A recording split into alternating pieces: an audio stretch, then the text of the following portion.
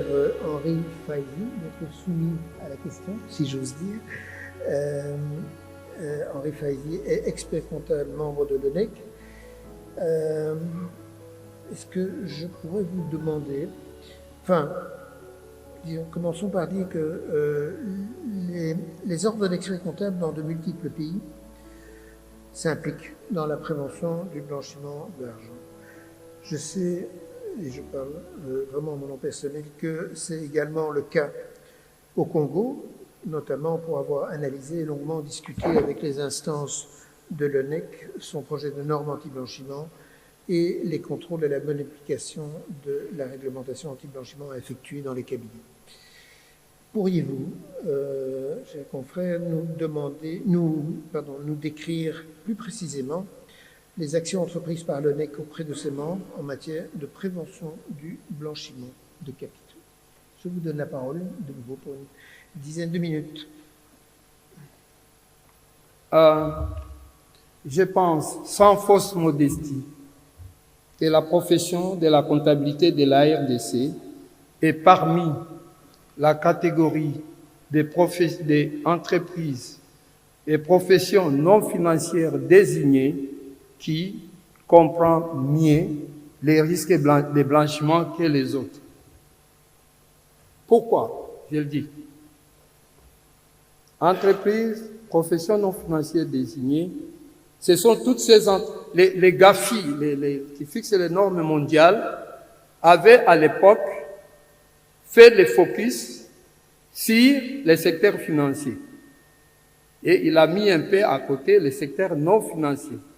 C'est ainsi que le secteur financier a subi une forte pression et ils ont réagi en mettant en place des autorités et tous les normes auto-orientées. Même l'ancienne loi que nous avions ne parlait pas beaucoup de l'autre secteur, mais depuis 2014, le GAFI qui fixe les normes mondiales a commencé à regarder sérieusement les secteurs non financiers. Et là, je crois que le directeur l'a dit, vous avez le secteur immobilier, les casinos, les agents, les secteurs en fait miniers. C'est là où passe le gros du blanchiment. Il faut regarder les constructions dans ces pays. Même dans nos cités, ça pousse. Il n'est pas évident que l'argent passe par le système financier. Alors, les casinos, il y en a beaucoup et tout, mais dans ces groupes par où passe le gros du blanchiment, il y a les professions, avocats, experts comptables, pour ne citer que ceux-là. D'ailleurs, en anglais, on les appelle les gatekeepers, ouvreurs de portes, gardiens de portes. En fait, ce sont des professions qui sont au contact, qui ont la possibilité de voir, de savoir, de détecter. C'est là où se trouvent les experts comptables. Pourquoi? Même si une transaction ne passe pas et hors banque, l'avocat peut le savoir. Alors, l'expert comptable aussi, parce que certains opérateurs peuvent quand même demander des conseils. Les notaires aussi, parce que soit pour créer une société ou pour faire des transactions. Ceux-là, donc, ce sont les témoins ils peuvent être témoins des opérations illicites. Pourquoi le directeur a parlé de l'évaluation mutuelle qui a été menée par le groupe d'action financière contre le blanchiment d'argent en Afrique. Et je lisais aussi ce matin où il faisait une critique sur l'ordre national des experts, enfin, la profession comptable du pays. Il parle de l'absence de ligne directrice, il parle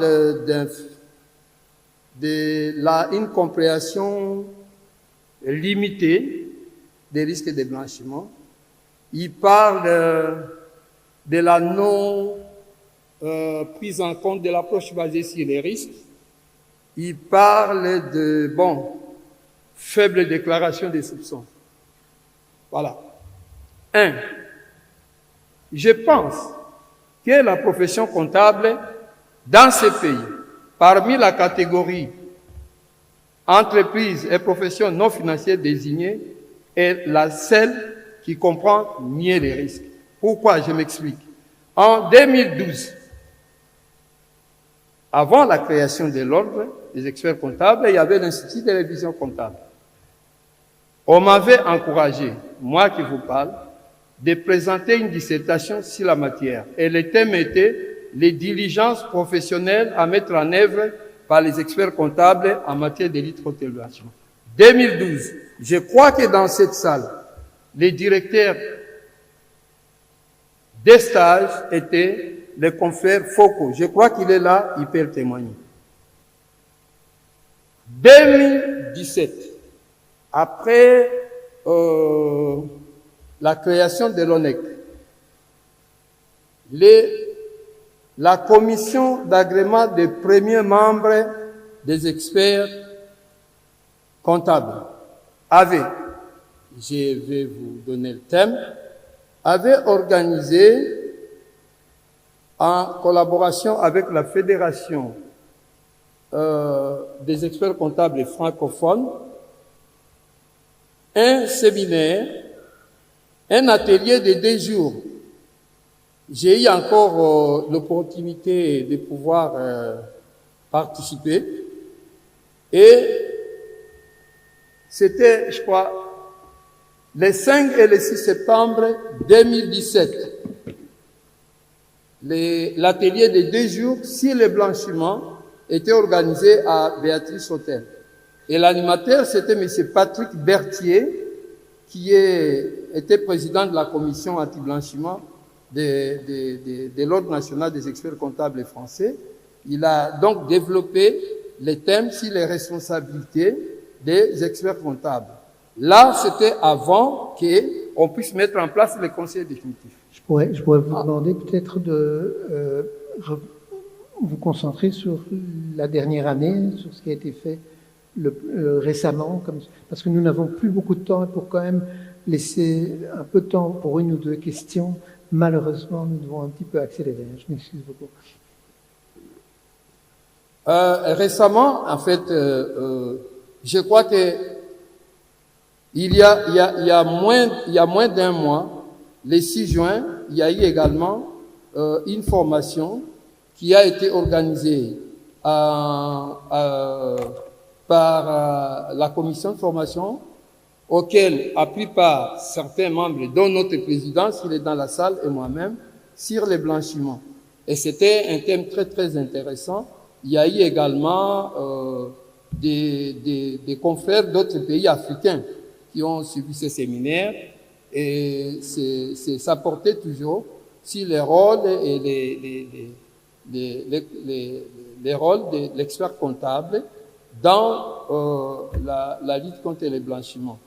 En 2022, octobre 2022, dans le cadre des séminaires, des matinées pédagogiques qui avaient été organisées en ligne, l'Ordre national des experts comptables m'avait demandé de développer un thème qui était intitulé « La contribution de l'expert comptable dans la lutte contre le blanchiment ».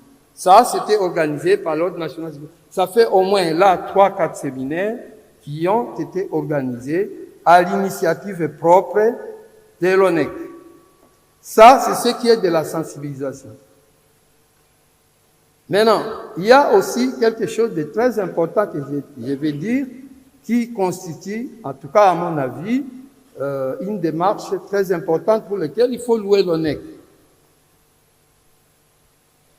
Lors de la promulgation de la nouvelle loi, dont le directeur a parlé, la loi 022/068, la commission des normes de l'ONEC a pris l'initiative d'écrire une norme anti-blanchiment basée sur cette loi. Et cette norme a été transmise à la cellule nationale des renseignements financiers depuis 2023 pour avoir des avis experts. La norme n'est pas encore revenue et je pense que maintenant, c'est le moment de pouvoir examiner ensemble cette norme. Cette norme contient toutes les innovations importantes qui sont contenues dans la nouvelle loi, notamment l'approche basée sur les risques, les bénéficiaires effectifs, personnes politiquement exposées.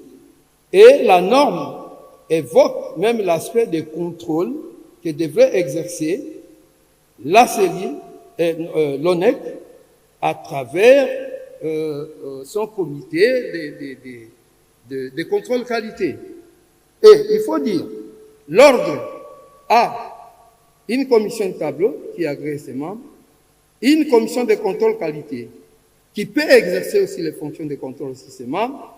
Il y a une commission de discipline qui peut appliquer des sanctions. Donc, l'ordre est bien armé pour faire ce travail correctement.